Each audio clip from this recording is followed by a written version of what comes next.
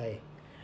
We found that the concept of psychosocial maturity explained in the earlier videos is the underlying phenomena that explains the different leadership styles of Indian leaders.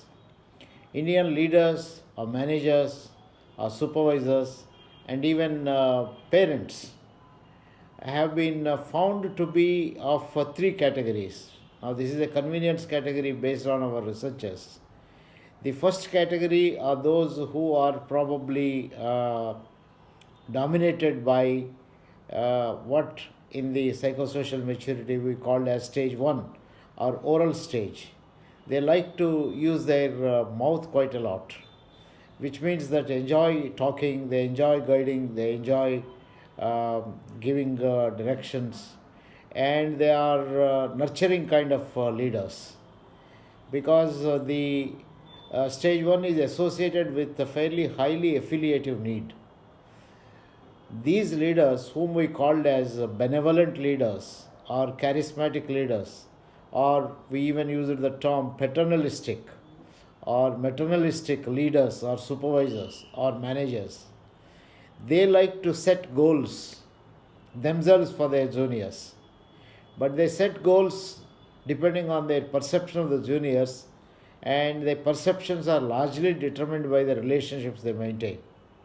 They like some of their juniors and therefore they set easy goals for them or challenging goals for them or whatever they think is pleasing to the junior and he can accomplish these goals.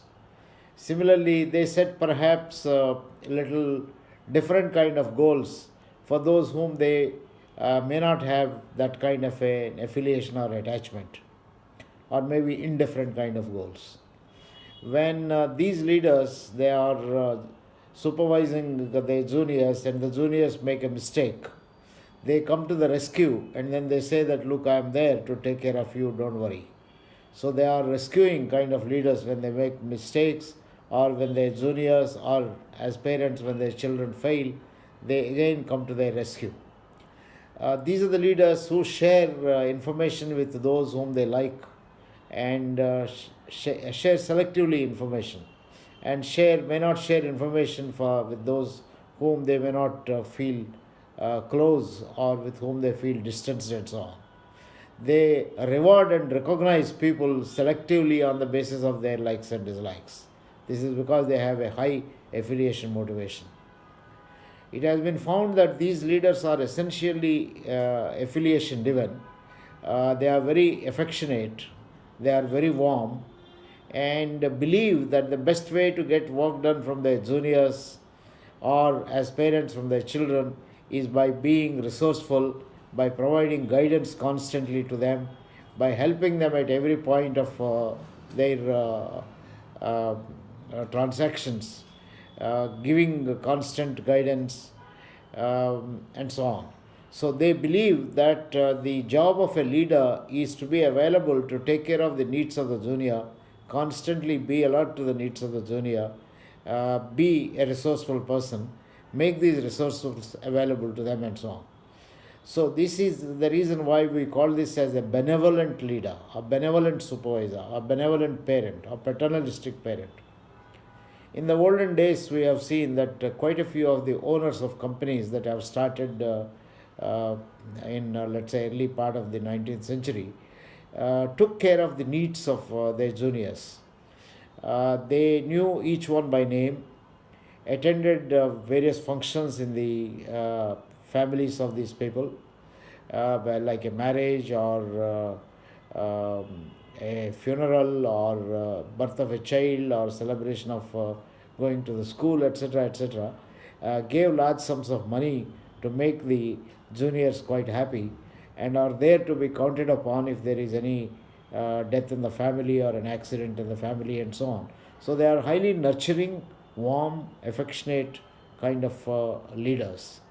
In fact, if one of the workmen's daughter got married, they are there for the marriage, and a few months later may ask the person, what is your son-in-law doing? Is he employed? If he is not employed, why don't you get him to our company? Maybe we can teach him some driving and put him in the transportation department and things like that.